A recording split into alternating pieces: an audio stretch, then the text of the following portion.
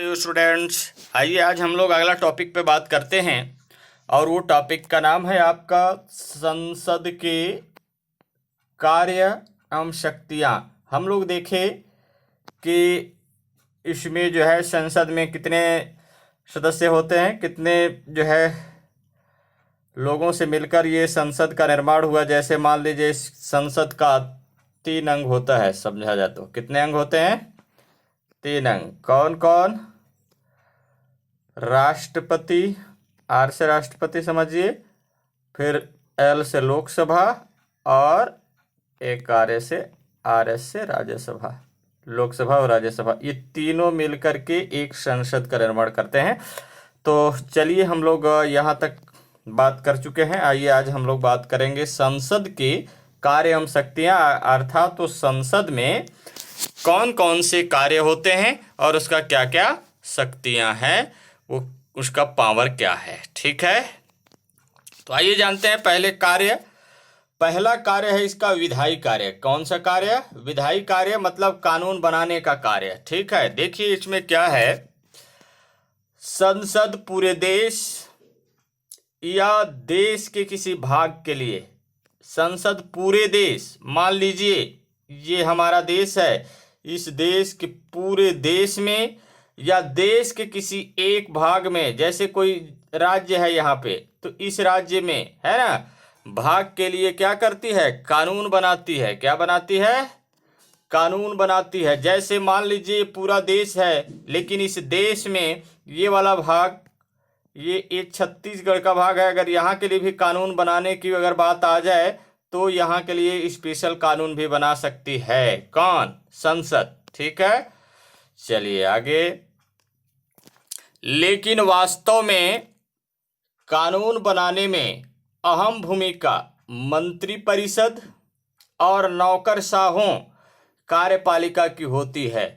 वास्तव में जो मंत्रिपरिषद होता है, ठीक है, मंत्रिपरिषद और नौकरशाह, कहने का मतलब जो ये कानून बनाने का जो काम करते हैं, जैसे मंत्रिपरिषद आपका जो संसद में बैठते, जैसे लोकसभा में है ना, और राज्यसभा के सदस्य होते हैं, तो वो जो है पूरे सदस्य का कुछ सदस्य जो है मंत्रिपरिषद, एक मिनिस्ट्री काउंसिल होता है, और उस मिनिस्ट्री काउंसिल में जो है मुख्य लोग बैठते हैं, जिसका अध्यक्षता जो है प्रधानमंत्री करते हैं। कौन करते हैं? प्रधानमंत्री अर्थात पीएम करते हैं। नौकरशाहों का मतलब कि जो आईएएस वगैरह होते हैं, कौन? आईएएस, जैसे कलेक्टर, ये सब जो है वहाँ पे जो मंत्रालय में काम करते हैं, वो सब नौकरशाह भी इसमें रहते हैं और ये मिल करके काम करते हैं। मंत्रिपरिषद जो मंत्री वगैरह जो होते हैं वो, और ये नौकरशाह। कहा जाए तो मैंने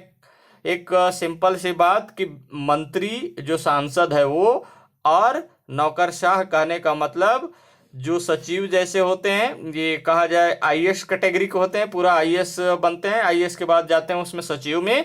ठीक है, तो इस तरह से ये लोग सब मिल करके काम करते हैं। क्या बनाने में? कानून बनाने में। ठीक है, देखिए क्या है, कानून बनाने वाली सर्वोच्च संस्था होने के बावजूद संसद प्रायः कानूनों को मात्र स्वीकृति देने का काम करती है। संसद क्या करती है? मात्र कानून जो होता है उस कानून को मात्र स्वीकृति, यानी कहता है ठीक है, इस पर स्वीकृति, हम इस पर कहते हैं कि ये राइट लगा देते हैं कि हाँ ये अच्छा है, इसे आप क्या कर सकते हैं? घोषणा कर सकते हैं कि ये कानून हमारा लागू हो जाता है। ठीक है, तो ये सिर्फ क्या करेगा? स्वीकृति देगा। ठीक है, तो कानून बनाने वाली सर्वोच्च संस्था होने के बावजूद संसद प्रायः कानूनों को मात्र स्वीकृति देने का काम करती है। कोई भी महत्वपूर्ण विधेयक है ना, प्रस्तावित कानून, विधेयक माने प्रस्तावित कानून, बिना मंत्रिमंडल की स्वीकृति के संसद में पेश नहीं किया जा सकता। देखिए संसद का ये इतना बड़ा सा संसद है, मान लीजिए ये, और मंत्रिमंडल का जो होता है वो छोटा सा भाग होता है, और यहाँ पे मुख्य जितने मंत्री होते हैं, ये मंत्रीगण यहाँ पे उसको तैयार करेंगे और इनके साथ जो है नौकरशाह होंगे, जैसे सचिव कलेक्टर वगैरह का जो रैंक के होते हैं वो सब, और संयुक्त सचिव होते हैं, संयुक्त सचिव होते हैं, इस तरह से होते हैं उसमें।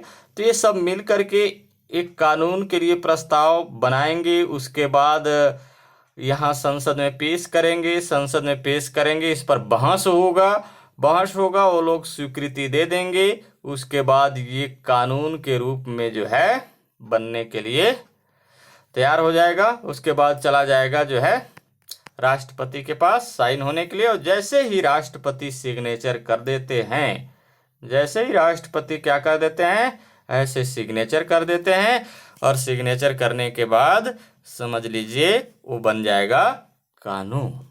ठीक है, तो आइए देखते हैं आगे। संसद में पेश नहीं किया जा सकता, कब तक नहीं किया जा सकता? जब तक मंत्रिमंडल अर्थात कैबिनेट मंत्री का स्वीकृति ना हो। कैबिनेट मंत्री स्वीकृति के बाद ही संसद में, कैबिनेट मंत्री यानी मंत्रिमंडल की स्वीकृति के संसद में पेश नहीं किया जा सकता। कहने का मतलब है बिना मंत्रिमंडल की स्वीकृति के संसद में पेश नहीं किया जाता। संसद में अन्य निजी सदस्य भी कोई विधेयक प्रस्तुत कर सकते हैं। बिल्कुल सच बात है कि संसद में अन्य निजी सदस्य, कहने का मतलब कोई भी व्यक्तिगत रूप से भी कोई विधेयक प्रस्तुत कर सकता है। जैसे मान लीजिए यहाँ पे ए नामक व्यक्ति है और उस संसद का सदस्य है, तो वो चाह रहा है कि मैं ये विधेयक पेश करना चाहता हूं, तो डायरेक्ट वो पेश कर सकता है, इसके पास छूट है, वो अधिकार है। ठीक है, पर सरकार के समर्थन के बिना ऐसे विधेयकों का पास होना संभव नहीं होता है। अगर मंत्रिमंडल, कहा जाए कैबिनेट मंत्री, अगर इस पर समर्थन नहीं देता है, संसद पूरी समर्थन नहीं देता है, तो ऐसे विधेयक पास होना बड़ा मुश्किल हो जाता है। ठीक है, विधेयक के प्रस्तुत किए जाने के बाद संसद सदस्यों की उप समितियों में उस पर गहन विश्लेषण और विचार होता है। विधेयकों पर विचार विमर्श मुख्यतः संसदीय समितियों में होता है।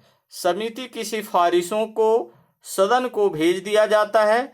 इन समितियों में सभी संसदीय दलों को प्रतिनिधित्व प्राप्त होता है। इसी कारण इन समितियों को लघु विधायिका भी कहते हैं। इसी कारण इन समितियों को लघु विधायिका भी कहते हैं। क्या कहते हैं? लघु विधायिका। किसको? यानी समिति की सिफारिश को सदन में भेज दिया जाता है और इन समितियों में सभी संसदीय दलों को प्रतिनिधित्व प्राप्त होता है ना। इसी कारण इन समितियों को भी क्या कह दिया जाता है? लघु विधायिका। ध्यान रखना, ये पूछा जाता है ना, लघु विधायिका में। एक बार मैं फिर से रिपीट कर देता हूं, आप ध्यान से सुनना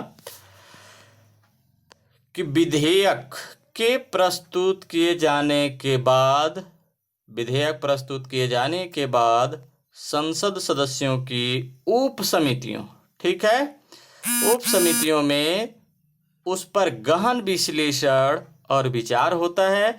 विधेयकों पर विचार विमर्श मुख्यतः संसदीय समितियों में होता है। समिति की सिफारिशों को सदन को भेज दिया जाता है।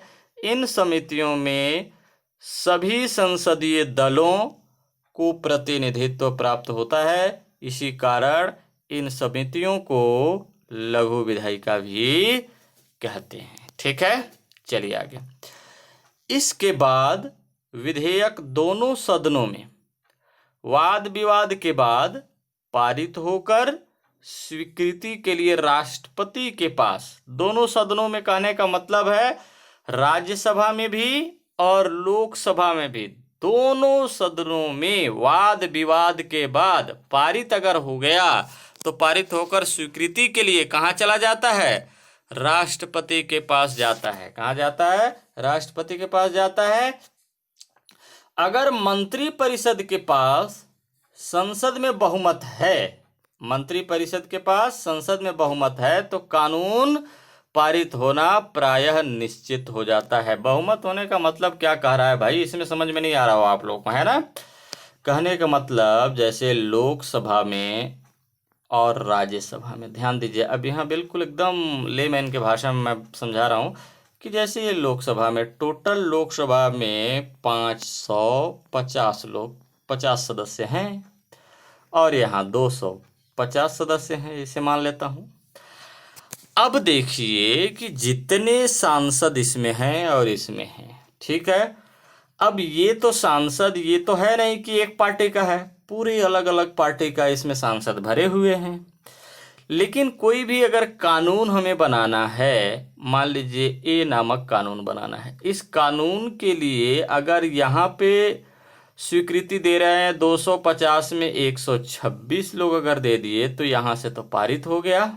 मान लीजिए एक साधारण सा है ना, साधारण कानून, तो यहाँ से लोकसभा से, सॉरी, राज्यसभा से पारित हो गया। लेकिन यही कानून यदि राज्यसभा में गया, सॉरी, लोकसभा में गया, और लोकसभा में भी ये 227 पाता है, कितना, 227, यहाँ भी पारित हो गया।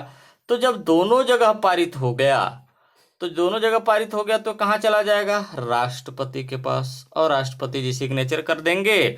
उसके बाद ये क्या हो जाएगा, बन करके कानून तैयार हो जाएगा, ठीक है। लेकिन बात यह रही कि परिषद में पास करने के लिए संसद में बहुमत, तो अब यही जो आपको दिखा, ये जो 227 और 126, यही इसका बहुमत है। बहुमत का मतलब होता है कि जितना टोटल मत है, मान लीजिए 550 है, उसमें से उसके आधा से अधिक, आधा से अधिक कहने का मतलब अगर मान लीजिए 550 का आधा 200, सॉरी, हाँ यहाँ पे गड़बड़ हो रहा था ना, 275 हो रहा है। 550 के आधा कितना हो रहा है, 275 हो रहा है। तो अगर 276 जिस व्यक्ति को मिला वो यहां से क्या हो जाएगा, लीड हो जाएगा, अर्थात तो बहुमत हो गया, यानी वो पूरे मत में से 276 मत प्राप्त कर लिया है, मतलब जीत लिया है। बात समझ गए। तो ऐसे में जो है आपका ये बहुमत प्राप्त होता है। तो इसलिए अब आपको समझ में आ गया। और परिषद यानी मंत्री परिषद का मतलब होता है कि यही लोकसभा में जो सदस्य होते हैं उसी को, और राज्यसभा में जो सदस्य होते हैं उसी को मंत्री परिषद कहेंगे, ठीक है। तो ये आपको समझ में आ गया होगा। हम आगे बात करते हैं, ठीक है। चलिए अब आइए देखते हैं दूसरा कार्य है, दूसरा कार्य है। लेकिन इससे पहले एक क्वेश्चन आप जो है लिख लीजिए। क्या है, कानून बनाने की प्रक्रिया में संसद कार्यपालिका पर किस तरह यानी किस प्रकार निर्भर है, ठीक है। कार्यपालिका, ठीक है, जैसे नौकरशाहों पर भी, और कार्यपालिका जो मंत्रिमंडल है उस पर कैसे निर्भर है, उसके बारे में आप लिख के आंसर भेजेंगे, ठीक है। चलिए आगे। दूसरा नंबर है कार्यपालिका पर नियंत्रण। कार्यपालिका जो है उस पर नियंत्रण तथा उसका उत्तरदायित्व सुनिश्चित करना, ठीक है। तो आइए देखते हैं कि कैसे इस पर नियंत्रण किया जाता है और ये कैसे उत्तरदायी होता है, इस पर कैसे ध्यान रखा जाता है, ठीक है। देखिए, सरकार यानी मंत्रिमंडल, सरकार यानी मंत्रिमंडल संसद के प्रति उत्तरदायी होता है। सरकार कभी भी संसद के प्रति उत्तरदायी होगा। मान लीजिए ये हमारा संसद भवन है, इस संसद भवन में जो है बैठे हुए हैं कितने सदस्य, 550 सदस्य मान लीजिए बैठे हैं, ये लोकसभा में और इधर राज्यसभा में, अलग अलग दोनों का बैठक केंद्र है ना जहाँ पे बैठते हैं, ठीक है। यहाँ 250 हैं। अगर जो सरकार है, जैसे मान लीजिए अभी वर्तमान में पीएम मोदी सरकार हैं, अगर कोई भी काम करते हैं पीएम मोदी जी, तो इसमें से जितने सदस्य हैं वो इनसे क्वेश्चन कर सकते हैं और उनका उत्तर ये देंगे। ये उत्तरदायित्व हुआ, ठीक है। तो नियंत्रण कौन करेगा, ये संसद, लोकसभा और राज्यसभा का, इसके माध्यम से बेसिकली यहाँ पे लोकसभा द्वारा नियंत्रित होते हैं। तो ये क्वेश्चन पूछा जाएगा तो इनको डर बना रहेगा कि आखिर अगर मैं गलत किया तो हमें जो है यहाँ पे जवाब देना होगा, अगर गलत जवाब दूंगा तो मेरे ऊपर कार्रवाई होगा, ठीक है।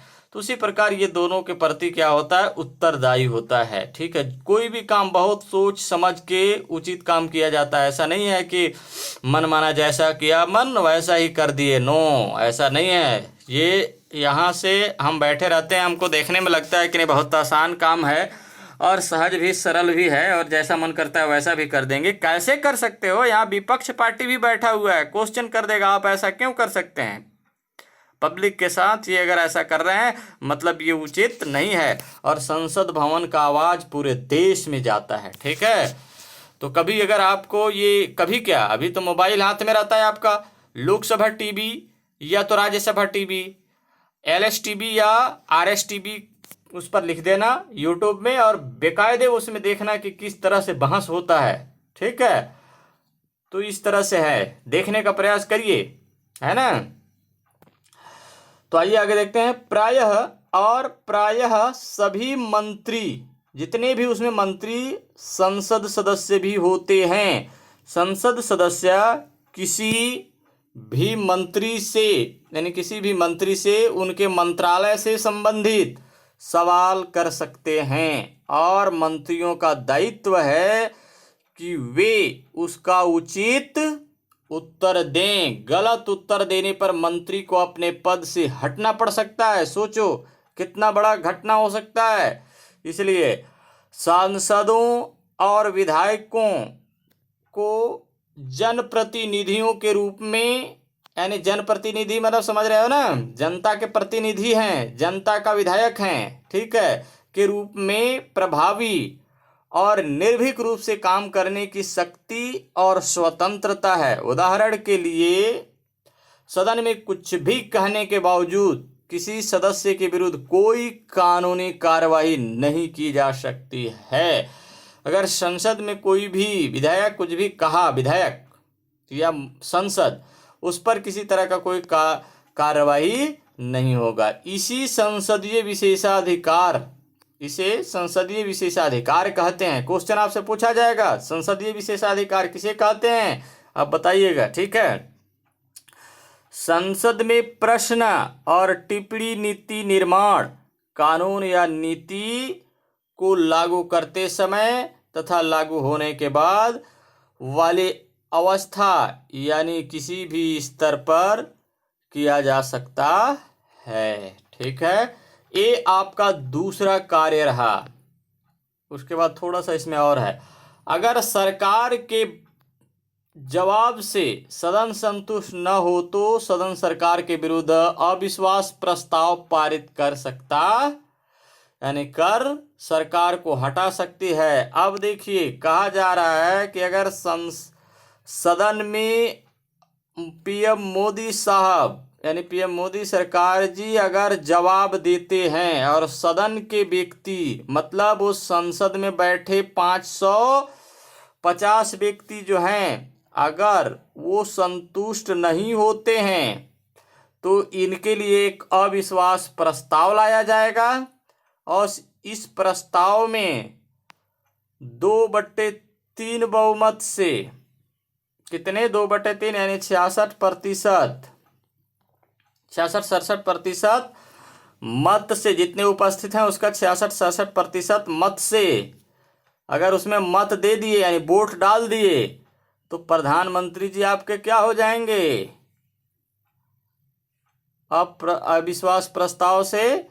अविश्वास प्रस्ताव जैसे ही पारित हो जाता है प्रधानमंत्री जी की जो सरकार है वो हट जाएगी। अब उसके लिए दूसरा सरकार फिर बनेगा। इस तरह से हो जाता है अविश्वास प्रस्ताव में। अब कहेंगे कि अविश्वास मतलब क्या, मतलब कि सरकार पर विश्वास नहीं है। ठीक है, ऐसा। चलिए आगे, वित्तीय कार्य, प्रत्येक सरकार कर वसूली के द्वारा, प्रत्येक सरकार माने कोई भी सरकार बनेगा कर वसूली के द्वारा अपने खर्च के लिए संसाधन जुटाती है, लेकिन लोकतंत्र में संसद कर लगाने तथा धन के उपयोग पर नियंत्रण रखती है। हर साल मंत्रिमंडल की ओर से वित्त मंत्री लोकसभा में बजट प्रस्तुत करता है जिसमें साल भर सरकार जो खर्च करना चाहती है उसका ब्यौरा होता है और इस खर्च के लिए लगाए जा रहे करों का भी प्रस्ताव होता है। लोकसभा इसे केवल उसी साल के लिए स्वीकृत करती है और उसकी स्वीकृति के बाद ही सरकार लोगों से कर वसूल सकती है। ठीक है। या राजकीय धन का व्यय कर सकती है। संसद की वित्तीय शक्तियां उसे सरकार के कार्यों के लिए धन उपलब्ध कराने या रोकने का अधिकार देती है। सरकार को अपने द्वारा खर्च किए गए धन का विवरण भी संसद को देना पड़ता है।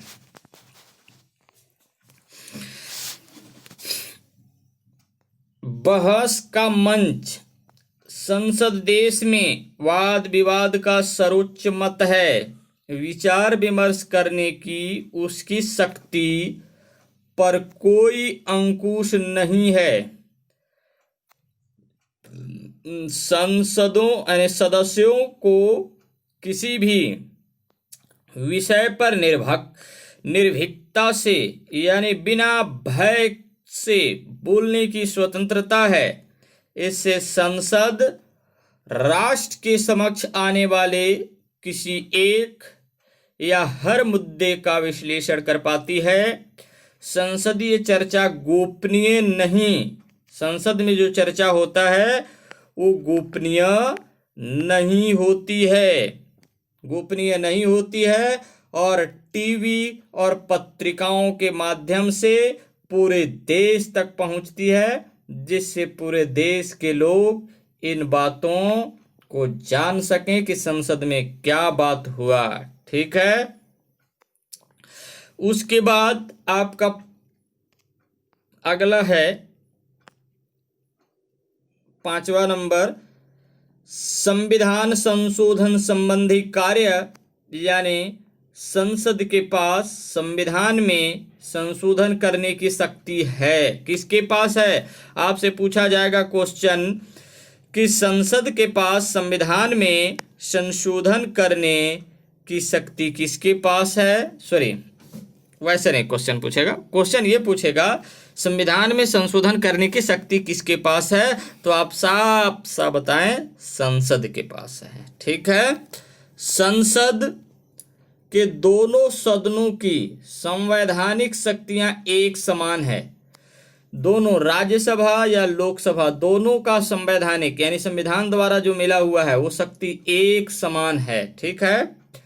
प्रत्येक संवैधानिक संशोधन का संसद के दोनों सदनों के द्वारा एक विशेष बहुमत से पारित होना जरूरी है। विशेष बहुमत कहने का मतलब 2/3। टोटल मान लीजिए 30 है तो उसका 2/3 भाग। 2/3 भाग कहने का मतलब 20 लोग इसमें वोट डालें तभी हो पाएगा ये संशोधन। अगला है निर्वाचन संबंधी कार्य। यानी संसद चुनाव संबंधी भी कुछ कार्य करती है। यह भारत के राष्ट्रपति के चुनाव में भाग लेती है और उपराष्ट्रपति का चुनाव करती है। दोनों राष्ट्रपति और उपराष्ट्रपति का चुनाव करती है। कौन? संसद। ठीक है। उसके बाद 7वां न्यायिक कार्य। यानी राष्ट्रपति, उपराष्ट्रपति तथा अन्य न्यायालयों और सर्वोच्च न्यायालय के न्यायाधीशों को पद से हटाने के प्रस्तावों पर विचार करने का कार्य संसद के न्यायिक कार्य के अंतर्गत आता है। क्या बोल रहा है न्यायिक कार्य में? कि राष्ट्रपति, उपराष्ट्रपति, उच्च न्यायालयों और सर्वोच्च न्यायालयों के न्यायाधीशों को, जो न्यायाधीश होते हैं, उसको पद से हटाने के प्रस्ताव पर विचार करने का कार्य संसद के न्यायिक कार्य के अंतर्गत आता है। ठीक है। परियोजना कार्य तो खैर इसको बाद में हम देखेंगे और ये संघीय कार्यपालिका के बारे में हम बाद में देखेंगे। लेकिन यहाँ पे एक चीज और है, जो ये डायग्राम है, ये डायग्राम आपको एकदम विशिष्टतः बना करके भी भेजना है। ये शक्तियां हैं संसद के पूछा जाता है, एकदम डायरेक्ट क्वेश्चन। संसद की कार्य शक्तियां, क्या क्या संसद की कार्य शक्तियां होती है, वही बात है, एक छोटा सा डायग्राम में बना करके बताया गया है, तो आप इसे जो है बता सकते हैं। देखिए संसद की कार्य शक्तियां, इसको मैं छोटा कर देता हूं ताकि एक ही स्थान पर पूरा दिखे थोड़ा सा, उसके बाद हम बात करें तो ज़्यादा बेटर होगा। ठीक है, दिख रहा है आपको ना, ध्यान से देखना, दिखेगा, ऐसा कुछ नहीं है।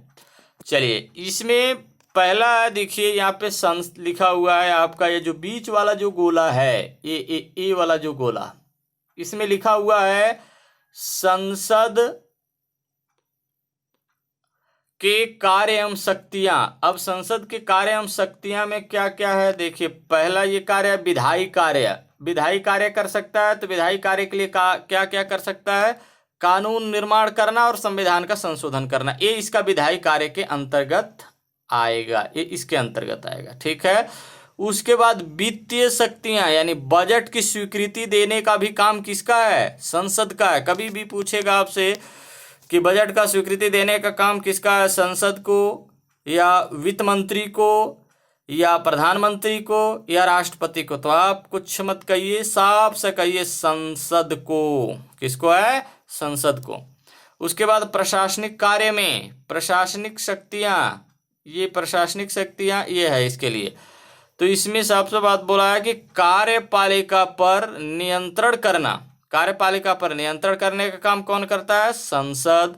सरकार की नीतियों तथा कार्यों पर विचार विमर्श और उसके गुण दोष की विवेचना करने का काम कौन करता है, तो संसद करता है। ठीक है, उसके बाद निर्वाचन संबंधी कार्य कौन करता है, ये राष्ट्रपति एवं उपराष्ट्रपति का निर्वाचन संबंधी कार्य संसद करता है। ठीक है, उसके बाद विधि यानी विविध शक्तियां, जो अन्य शक्तियां हैं, ये देखिए संसद की सहमति से ही हो पाता है। देखिए राष्ट्रपति, उपराष्ट्रपति तथा न्यायपालिका के न्यायाधीशों को पद से हटाने संबंधी जांच पड़ताल करना और आपातकाल का अनुमोदन करना, ये किसका काम है, संसद का काम है। ठीक है, तो इस तरह से इसको जो है ध्यान से देख लेना और एक कॉपी में बना करके डायग्राम बिल्कुल परफेक्ट रूप से और कॉपी में भेजेंगे हमारे व्हाट्सएप पे। ठीक है, बना करके। चलिए ठीक, तो आगे हम बात करें, बाकी आज यहीं तक रखते हैं। और एक क्वेश्चन आप लिख लीजिए,